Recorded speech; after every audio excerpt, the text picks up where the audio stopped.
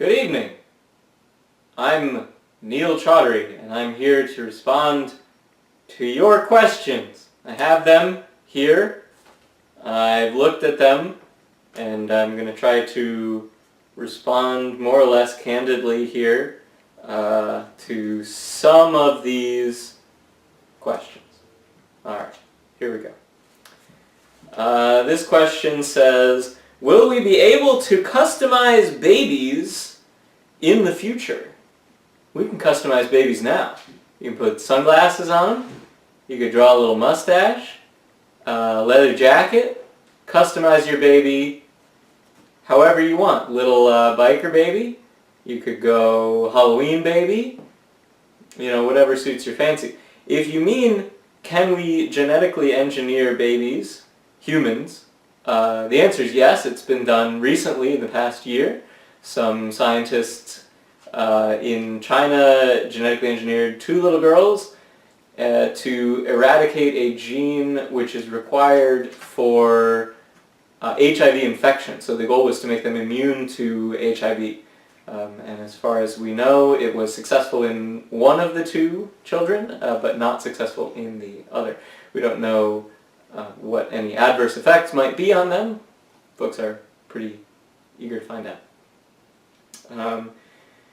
If you mean something further, pick all the traits you want for your children from a menu, I think that's harder because a lot of the traits, some of the traits that people would want to choose from, I think would be, you could do. There are some traits in humans that are really well understood. The genetic basis of them is really well understood. They're really simple and they would be easy to modify. So disease predispositions, for example, in the case of some genetic disorders that are determined by just a single gene, things like sickle cell anemia or cystic fibrosis or Duchenne muscular dystrophy or any number of other simple genetic disorders, would be really easy, well, relatively easy to deal with. Other traits would be much more challenging, things like intelligence, for example.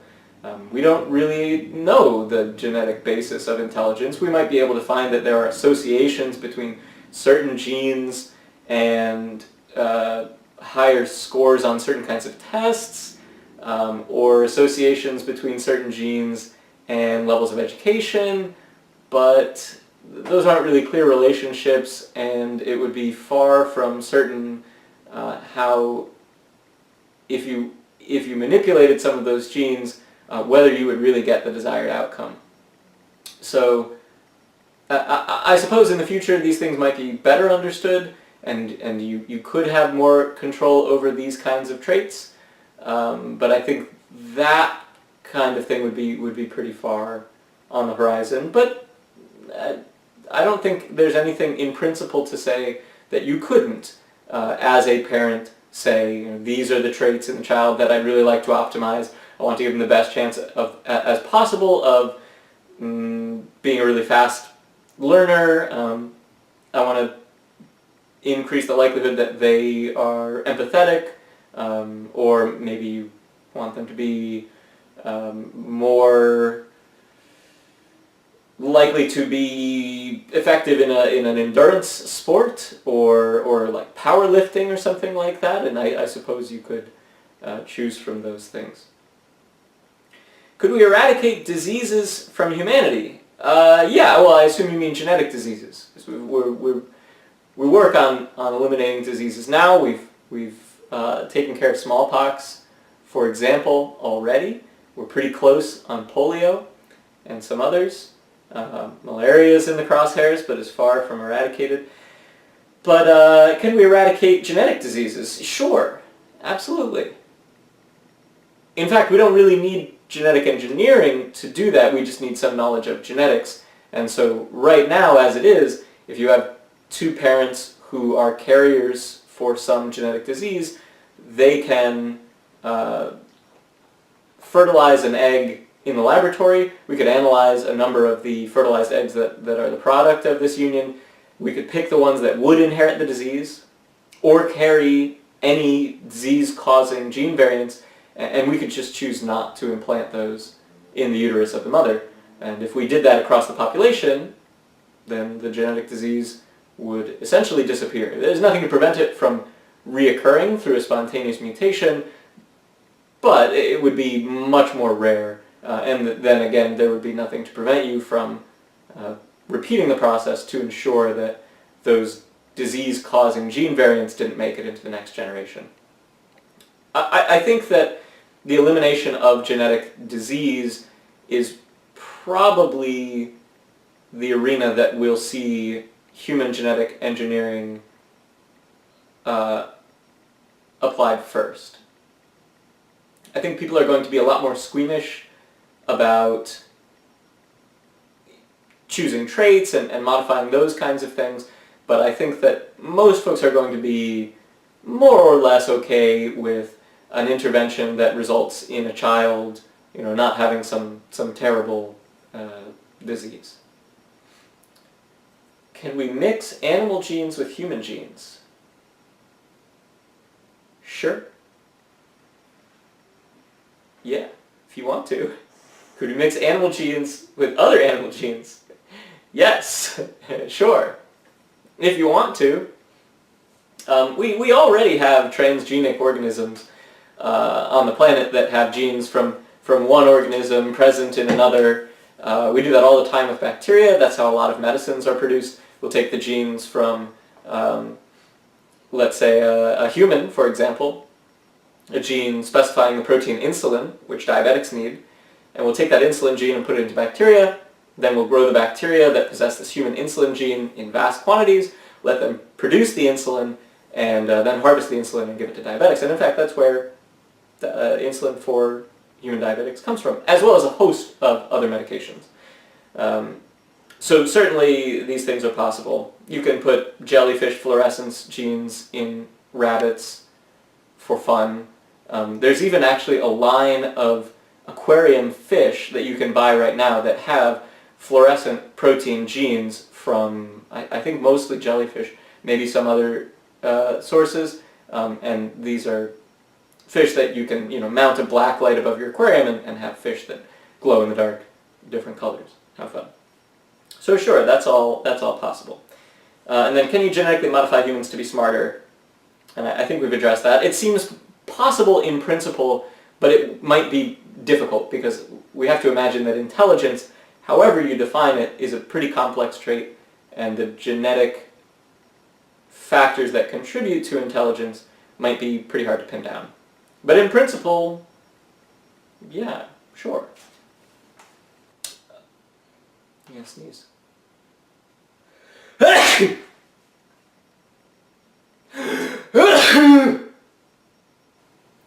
So the next question says, are you able to determine genetic athleticism?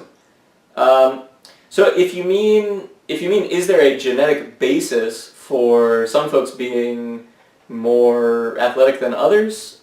Sure. I think it is the case that there are some genes that have been found to be present in very elite athletes at a much higher rate than in the rest of the population. Certainly there are genetic components there, including the extent to which you produce things like testosterone, which affects muscle density and strength, your sensitivity to testosterone, the protein composition of your muscle fibers, things like that. All of that's really important. Obviously the training is really important too. You can have somebody who has a lot of genetic predisposition to athletic greatness, but if that person never trains, then they'll never achieve it. I think it's probably important at this point also to point out that these kinds of genetic differences seem to matter more at the really hyper-elite level, whereas I think most of the differences that we see from person to person at our level is just attributable to training. So for the most part, if I train harder than most of the people around me, I'm going to be faster and stronger and so on. But if everybody's training extremely hard, then I think those genetic factors begin to play a stronger role. If you're interested in this question about the genetics of athleticism, you might check out a book called the sports gene, which tackles this issue specifically. Okay, this question says, is genetic engineering widely available? Specifically, I guess what we're trying to get at is, can only rich people do it? Well, right now, genetic engineering is not really available to anyone. The only human genetic engineering that's ever been done was in violation of a global moratorium on human genetic engineering last year by a scientist who has lost his position at his university and is sort of widely scorned by the scientific community at large. So it's not widely available. In fact, it's not available at all. Genetic technology more generally is available. So for example, what we were speaking about before, the pre-implantation genetic diagnosis, where you can look at an embryo, assess the traits that are present in that embryo, and then decide whether to implant it in a mother's uterus to bring it to be a child or not. That is available. In some insurance companies and national healthcare organizations actually cover this kind of thing. I think the costs for that kind of thing are in the tens of thousands of dollars range. So to get in vitro fertilization done with the genetic screening, total is somewhere between $10,000 and $30,000, somewhere in there. Those are the numbers that I've seen, which might strike you as really expensive, or it might not. You know, that's the cost of a reasonable new car. That's half the cost of a year at a prestigious boarding school or college. So I think that is within reach for a fair number of people, but certainly out of reach for most of the world's population at this point in history. I don't think most of the world's population would not be able to pursue that kind of thing, A, because of the availability where they are, and B, because they don't have the kind of resources to spend on, to afford such an expenditure. And I think that if the medical system did have resources to apply, they would probably want to develop more conventional treatments and therapies first, make sure there's ready access to essential medicines like antibiotics and vaccines, make sure surgical outfits are equipped to deal with common injuries and diseases that need surgical correction, and so on. So what is available as far as genetic interventions at this stage? Absolutely. Like every other aspect of healthcare, the access to it is determined by who you are and how much money you have and where you live. From a scientist's perspective, would gene editing exacerbate wealth inequality? I don't know exactly what "from a scientist's perspective" means. Does it mean is there good evidence to suggest one way or the other? I don't think there is. So I'll just give my opinion as a person who's thought about it a little bit, I guess. That seems possible. Especially if this is a technology that is very expensive, then certainly what we would see is folks who have resources, people who live in developed countries as opposed to those who live in poor countries, and people who are wealthier as opposed to people who are poorer, would have more access to this technology.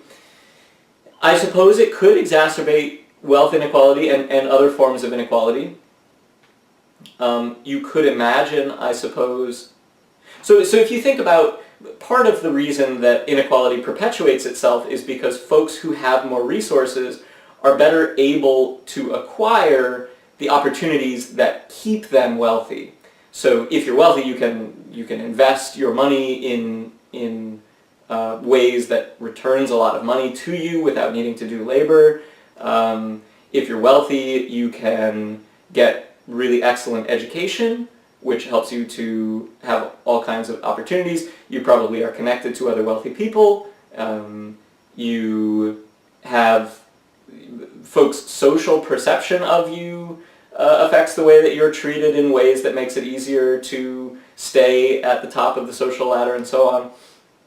So right now, it's definitely the case that if you're wealthy, it's easier to stay and be wealthy than if you start off poor, even if two people are sort of exactly as innately, talented or smart or ambitious or whatever. Pick your trait.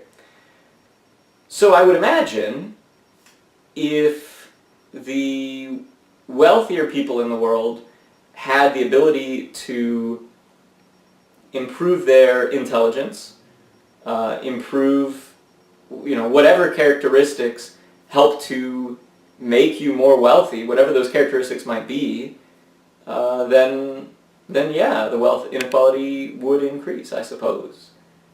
Anything that makes the wealthy better able to stay that way or acquire more wealth, I would imagine would widen the gap. Another kind of interesting thing to think about would be the impact of life extension on inequality. So if you imagine that one of the goals of genetic engineering might be to extend the lifespan of folks so that instead of an average lifespan being 70-something years, maybe it's 150 years. Maybe it's 200 years. Maybe it's 500 years. Now if you can imagine a class of people who are living 500 years and are able to form networks with other people who are centuries old, who are able to hold on to the wealth and the power that they've accumulated over centuries of work and ambition, and you compare what those people would be capable of to the capabilities of folks who live 75 years, then I think there would be the possibility of a really dramatic increase in inequality that would be not just of a different degree, but of a different kind entirely. Almost a sort of speciation event where we have the sort of normal humans, and then we have this enhanced version that is something not entirely new, but substantially different in a way that would make it really difficult for the unengineered humans to compete. I think that's possible. I think all of this depends on how well access to this technology is shared. When life extension technologies become available, how expensive will they be? We often assume that they would be really expensive, but that's not necessarily the case. I mean, vaccines now cost, a couple of dollars per dose, tens of dollars per dose for the really widely available mass-produced ones. So, eventually you have to imagine that life extension therapies would be wanted by just about everybody. Economies of scale would grow up to supply the demand for such therapies. The prices would probably come down, and then they'd probably be relatively accessible to most people. There would always be things that were accessible only to the people with more resources, but maybe the gap wouldn't be that big. I don't know. It'd be interesting to see. I kind of feel like in the absence of any kind of major social changes, we would expect inequality to continue existing. The only thing that I would suspect would have a major impact on that would be some kind of society that is post-scarcity, that we've developed our technology to such an extent that the resources are just so abundant that everybody has anything they could ever want, and the differences in wealth would be meaningless. Yeah, sure, you've got $1 trillion more than me, but what can you really do with that I can't do with my $9 trillion? And maybe genetic engineering would be a part of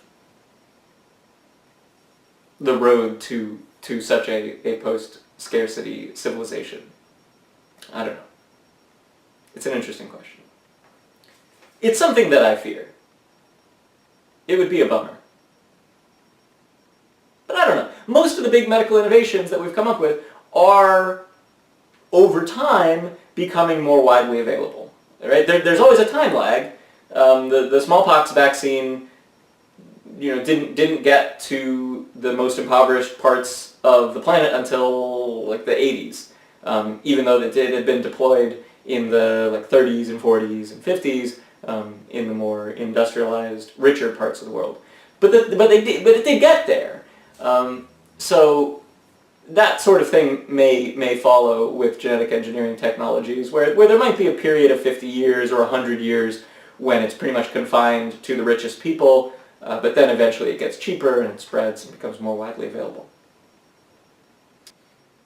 So then the last question that was asked was, are we seeking the ideal human? Seeking with 5 E's. Wow. I think there are a couple different ways to answer this. So one would be to question, what do you mean by ideal human?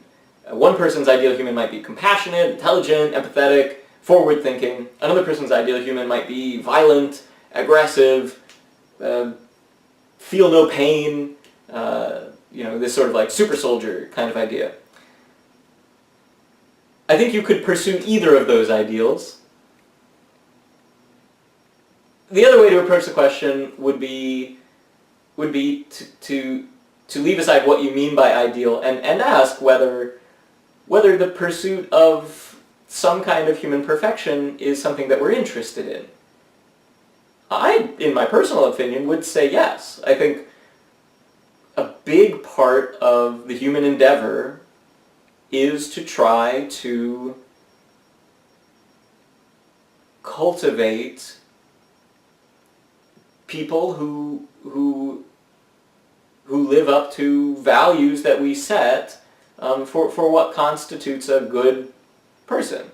So we, as societies, we expend a lot of money and resources on education. We generally think that a person who knows some stuff is useful, worthwhile in some way, and so we're willing to expend a lot on education. We're interested in a person who's healthy, so we expend a lot of resources on medicine, on vaccination, on public health campaigns, trying to reduce things like smoking or exposure to toxic chemicals. We have a long history of trying to develop people morally so that they act in ways that benefit society as a whole, and they tend not to perform antisocial actions that harm societies. So it seems like throughout history there has been an endeavor to try to produce humans who are good in some way, who meet with our ideal of what a human should be. And so I would expect, certainly, that should genetic engineering become widespread at any point, that we will be trying to push with this new tool toward our ideal of what a person is, whatever that ideal may be. And so we would be continuing the effort that has persisted forever to try to have people be as good as they can be. Well, folks, this has been fun to talk about. I hope that you've found it interesting. If you feel like communicating with me further about this, feel free to come track me down or shoot me an email. I'm always happy to speculate at length about interesting future stuff. I would say in closing, just something that occurs to me when I think about these things and talk about this topic with other people is that sometimes the very first response to the idea of genetic engineering, and human genetic engineering in particular, is this idea of like, oh no, definitely not. Without a lot behind it. It seems as though there are some really big potential benefits to these kinds of interventions, and we should make sure that if we don't want to go down that path, that we've got some good reasons for it. Because if we don't, then it would seem strange to want to throw away an opportunity to produce people who are stronger, who are smarter, who are more compassionate, who are, name the trait, who are more free from genetic disease, for example. At the very least, I would hope that folks would be at least open to the idea of using genetic engineering to relieve the burden of disease and suffering on the human population. I don't think that that's materially different than the whole project of medicine since the first person chewed up an herb and put it on a wound. We're trying to relieve suffering with whatever tools we have available to us. And, if a person has a really well-developed opposition to the use of genetic engineering for some particular well-reasoned objection, then fine. But those objections ought to be, real substantial objections. To just say, we can't do that, it's not our place, it's playing God, or whatever else, seems to be throwing out a whole new avenue for the human future without ever giving it a fair shake. So, anyway, it's been a pleasure. Thank you, and see you in the future.